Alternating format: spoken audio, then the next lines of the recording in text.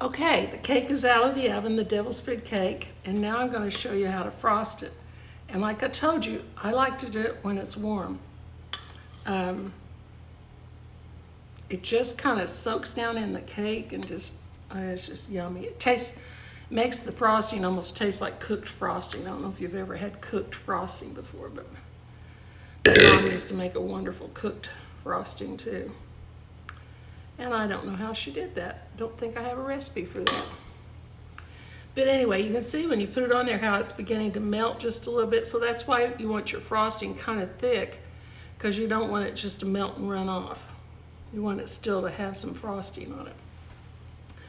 So I'm just being real gentle and not pressing real hard because I don't want to take the top of the cake off. But I'm just spreading it to the edges from the center out. I think you're gonna love this cake. Mom always had something baking. I mean, I told you earlier in the other two videos how she always had pie, nearly always had pie around somewhere. And my friends would love to come home with me after school because when you'd open the door, you could smell something in the oven. She was either making homemade, what she called homemade light bread, homemade white bread, or she was making cornbread for dinner, or she was making hot rolls, or she was making a cake, or cinnamon rolls, or cookies. I mean, I'm not exaggerating. Every day when I got home from school, there was something delicious in the oven. That could be why I have a weight problem today. But she showed her love through her affection and through her cooking. And we always ate good. We didn't have tons of money, but we always had good food. It doesn't cost a lot to cook good food if you just make it from scratch and don't buy all the mixes and all the convenience foods that are out there. Okay, now you can make this look pretty. See how it's melting just a little bit, and it begins to look and taste almost like a cooked frosting. It's kind of like the cake is kind of cooking it, I don't know. But this is the way Mom always did her devil's food cakes, and Grandma Byrd too. And I just swirled it a little on top, and that's it. I hope you've enjoyed this, and I'm not going to cut it right now because I don't want the frosting running over in it. You'll just have to take my word for it. It's delicious. Make one and you'll see. Let's go over the recipe one more time real quickly, and then I'll tell you some things to look forward to. Grandma Alta Byrd's Devil's Food Cake. It's 1 cup of butter, room temperature, added to 2 cups of sugar, and you beat that together, and it will just, it won't get real creamy because there's so much sugar in it. Then it's 2 eggs beaten, 1 cup of buttermilk, 2.5 cups of flour.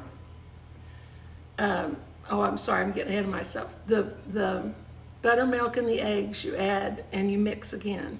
And then you add the 2.5 cups of flour, the 2 teaspoons of baking soda, and the 5 tablespoons of cocoa, and you mix it again with your mixer. Mom used to do this by hand. She just beat it in a bowl with a rubber spatula or a wooden spoon. And then at the end, you pour in 1 cup of boiling water, and I don't mean hot tap water, I mean boiling water. It has to be boiling. And 1 tablespoon of vanilla. Mix it again, and then pour it into your floured and greased a 13 by 9 pan and bake it. It was about, let me just see, it's now 12:57. I would say about 45 minutes it baked, but check it before then because everybody's ovens are different. Some of the things that I'm thinking of making, and people have told me that know what I cook, have suggested are, I'm gonna make angel food cake next, I think, just to offset the devil. This is the devil's food cake. I'm going to make cordon bleu, and some of my former students will remember that because we used to make that when we were doing World Foods. It was a French recipe, and Brian Beasler and Wendy, what was her maiden name? her name's, Wendy Curtis, and Terry Lynn Stark are the ones that found that recipe and came up to me and said, Mrs. Parker, is this too hard for us to make? And it sounded kind of complicated, but it really wasn't, and it turned out fabulous. And ever since then, I've made it for my family, and I've had different people call me and say, can I have that cordon bleu recipe that we used in World Foods? So, and then we're gonna make some, it's getting to be soup weather. It's kind of fall outside. It's been rainy the last couple of days and the temperature's dropped a lot. So I'm kind of getting in the mood to make soups. I love to make soups.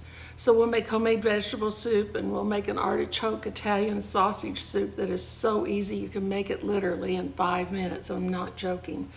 We'll make some chili the way my mom used to make it. John has told me that he would help me do kitchen sink one day. That's our favorite breakfast. Besides his oatmeal and raisins, that's pretty good too. But kitchen sink, we just clean out the refrigerator, and it's like a hash. And I think you'll like that. And John's going to be in that video. You'll get to meet John. He's my happily forever after. And then we're going to make cool rice cinnamon rolls. And we'll try to make persimmon pudding and real whipped cream.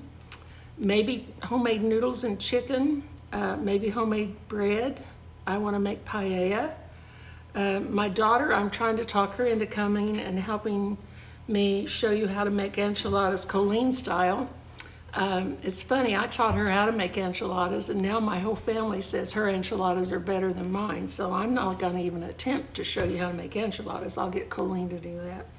And then her and her husband developed a recipe for chicken nachos that are really wonderful.